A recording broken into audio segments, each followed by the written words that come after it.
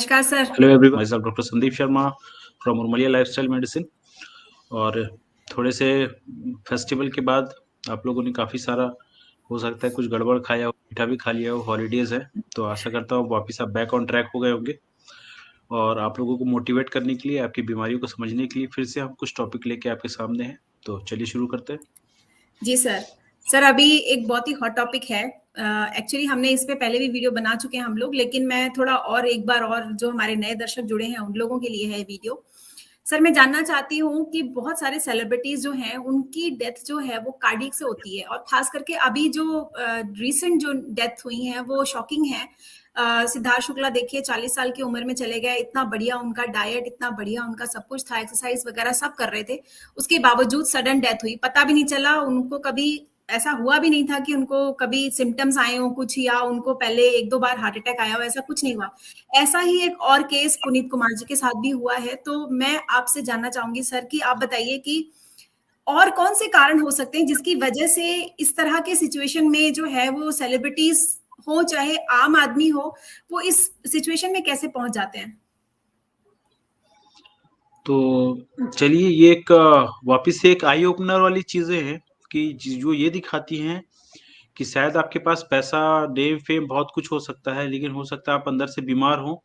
और उस पैमाने को शायद हम उस तरफ हमारा ध्यान ही नहीं जाता हो कि हम अपने आप को पैसे कमाने, या फिर आज का जो मॉडर्न वर्ल्ड है उसमें हम इतने घुस चुके हैं कि हमारे पास जो हमारा स्वास्थ्य का जो पैरामीटर है, इंडिकेटर है कि हम हेल्दी खा रहे हैं, बदल चुके हैं कि हम गलत चीजों को ही अपना स्वास्थ्य समझने लगे हैं। तो पुनीत कुमार एक साउथ इंडियन के बहुत जाने माने एक्टर थे। उनका सडन कार्डियक अरेस्ट हो गया, उनकी डेथ हो गई। वो हीरो है, एग्जैक्ट कारण क्या रहा होगा ये तो उनका जो पोस्टमार्टम होगा या किया होगा तो एग्जैक्ट पता चलेगा। लेकिन हार्ट अटैक तो है, ये तो क्लियर है। पुनीत कुमार है, उनका डेथ क्यों हुआ, इसके काफी सारे कारण हो सकते हैं। कुछ ऐसे कारण हो सकते हैं जो शायद उनकी जिंदगी का रहन सहन, खाना पीना, उससे कोई लेना देना ना हो सकता है वो चंदन का असर हो, और उसके प्रभाव से ही वो स्वर्ग सिधार चले गए हो, ये भी हो सकता है। अगर चंदन की वजह से हुआ होगा तो फिर उसके लिए तो अपन कुछ बोलना सही नहीं है, लेकिन क्या और भी फैक्टर हो सकते हैं क्या? तो अपन सिर्फ एग्जांपल पुनीत कुमार का ले रहे हैं।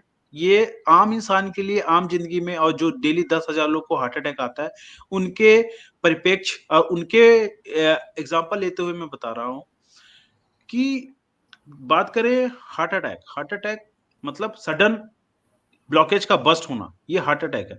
तो एक चीज तो क्लियर है कि भाई हार्ट अटैक तो होगा तभी जब आपके पास ब्लॉकेज होगा, और ब्लॉकेज का ऊपर वाला लेयर फट जाएगा तो आपको हार्ट अटैक आ जाएगा। तो आप ये पूछ सकते हैं क्या पुनीत कुमार को ब्लॉकेज था? डेफिनेटली था, क्योंकि हार्ट अटैक बिना ब्लॉकेज का ही नहीं सकता, क्योंकि ब्लॉकेज होगा तभी तो ब्रस्ट होगा, तभी तो वो फटेगा, तभी तो आपको हार्ट अटैक आएगा। सर बाकी जो 10,000 लोग डेली मरते हैं उनको भी ब्लॉकेज होता है, डेफिनेटली जो 10,000 लोग डेली हार्ट अटैक से मरते हैं उनको भी ब्लॉकेज होता है। इसमें दोनों में कोई भी कंफ्यूजन नहीं है कि हाँ उनको भी ब्लॉकेज होता है। अब ब्लॉकेज का फटना कई कारण हो सकते हैं। अब अगर ब्लॉकेज का जो ऊपर वाली परत है, अगर वो सॉफ्ट हो गई या फिर वो डैमेज हो गई तो ब्लॉकेज फट जाएगा। अब वो वाली लेयर सॉफ्ट कैसे हो जाती है और कैसे फट जाती है?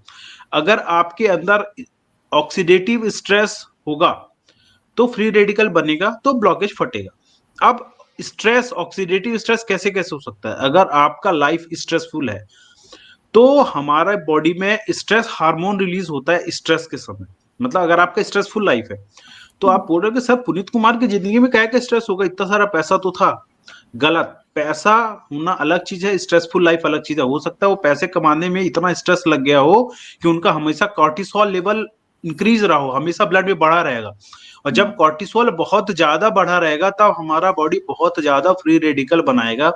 जब वो बहुत ज्यादा फ्री रेडिकल बनाएगा तो ऑक्सीडेटिव स्ट्रेस होगा, और ऑक्सीडेटिव स्ट्रेस होगा तो ब्लॉकेज ऊपर की परत फट सकती है। एक कारण ये भी हो सकता है। दूसरा कारण, अगर वो मांसाहार का प्रयोग करते होंगे या नॉन वेजिटेरियन होंगे तो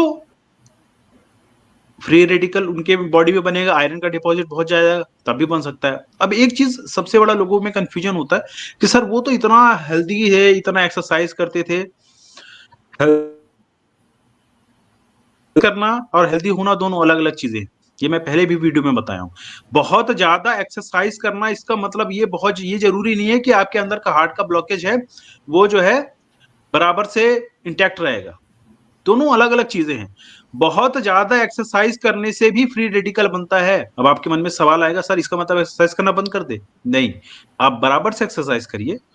एक होता है एरोबिक एक्सरसाइज, एक होता है an aerobic exercise.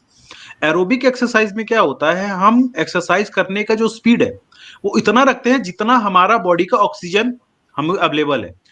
Anaerobic exercise क्या होता है, बहुत ज्यादा हैवी वेट लिफ्टिंग करना, बहुत भयंकर तेजी से कोई भी एक्सरसाइज करना, अब पुशअप्स मारना। ये एनारोबिक एक्सरसाइज तब होगा जब थकने लगेंगे, जब मसल्स को इनफ ऑक्सीजन नहीं मिलेगा, उस समय हमारा बॉडी स्ट्रेस कंडीशन में चला जाता है और उसके बाद हमारे मसल्स में बनती है लैक्टिक एसिड। जब लैक्टिक एसिड बनने लगेगा तब आपके बॉडी में फ्री रेडिकल बहुत तेजी से जनरेट होगा, और जब वो बहुत ज्यादा तेजी से जनरेट होगा उस समय आपका इंटरनल लाइनिंग जो खून की नलियों का अंदर वाला भाग है उसमें डैमेज होना चालू हो जाएगा। तो क्या पुनीत कुमार के केस में ये हो सकता है? डेफिनेटली हो सकता है, और बहुत ज्यादा चांस है हो सकता है। क्योंकि क्या होता है, अगर आप फिल्म इंडस्ट्री में हीरो हैं तो आपको अपना बॉडी और मस्कुलर वेट और मसल ज्यादा दिखाना पड़ता है, क्योंकि एक्चुअली में तभी तो हीरो का एक डेफिनेशन हम लोगों ने वैसे ही इमेजिन करके रखते हैं कि अगर हीरो ही एकदम मोटा तगड़ा और पेट निकला हुआ रहेगा, चारों तरफ फैट रहेगा, तो हीरो का कंडीशन में नहीं आएगा। मगर क्या होता है, ये देखिए दो धारी तलवार है। अगर आप मोटे हो जाएंगे तो भी खराब है, बहुत ज्यादा मस्कुलर बनाने के चक्कर में आप अपना बॉडी डैमेज कर लेंगे, वो भी डेंजर है। इसको बोलते हैं लीन एंड थिन। मतलब एरोबिक एक्सरसाइज करके अगर आप अपना वेट और अपना बॉडी फिट रखते हैं, वो सबसे बेस्ट स्ट्रेटेजी है। मगर चूंकि क्या होता है, हमारा हॉलीवुड बॉलीवुड में नॉर्मल लोगों को हीरो अपन एक्सेप्ट ही नहीं करता, अपने को चाहिए मस्कुलर, वो उसके चक्कर में वो लोग क्या होता है डेली हैवी एक्सरसाइज करते हैं।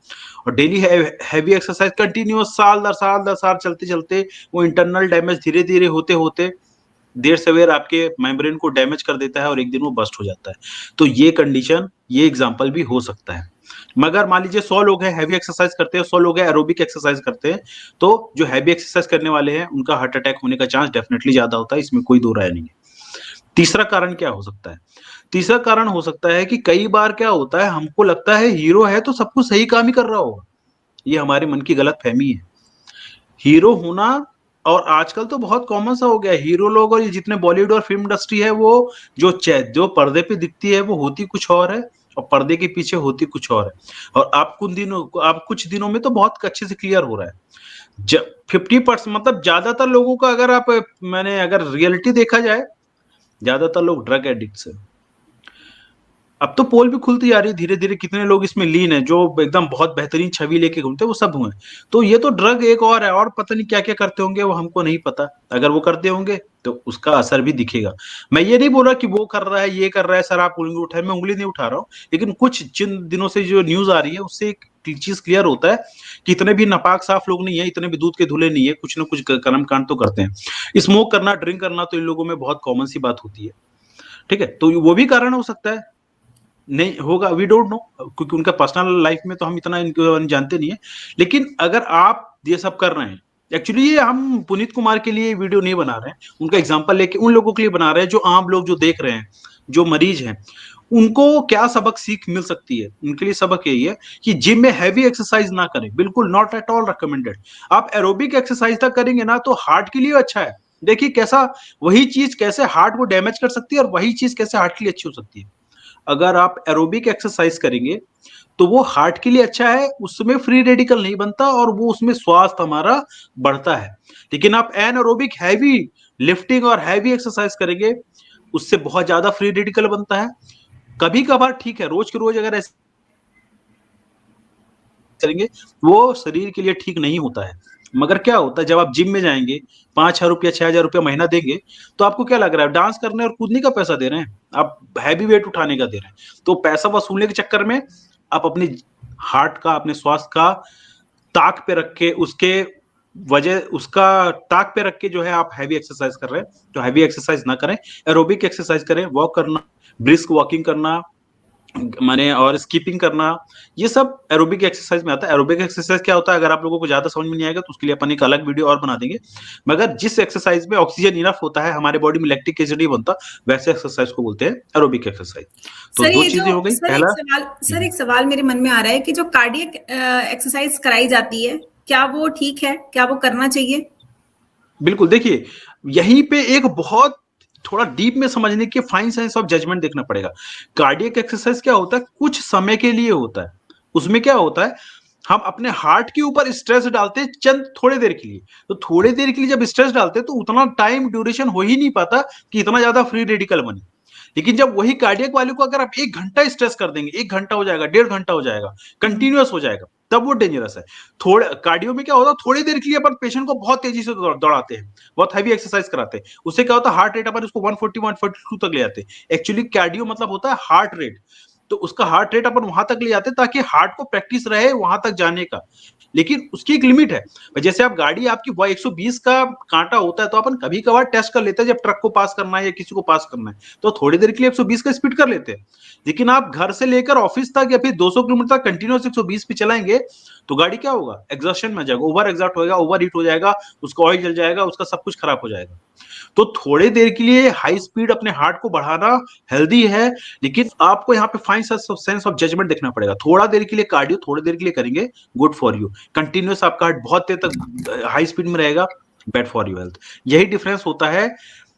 बहुत ज्यादा हैवी एक्सरसाइज करने वाले डेथ कर जाते हैं और कार्डियो करने वाले बहुत अच्छा रहते हैं।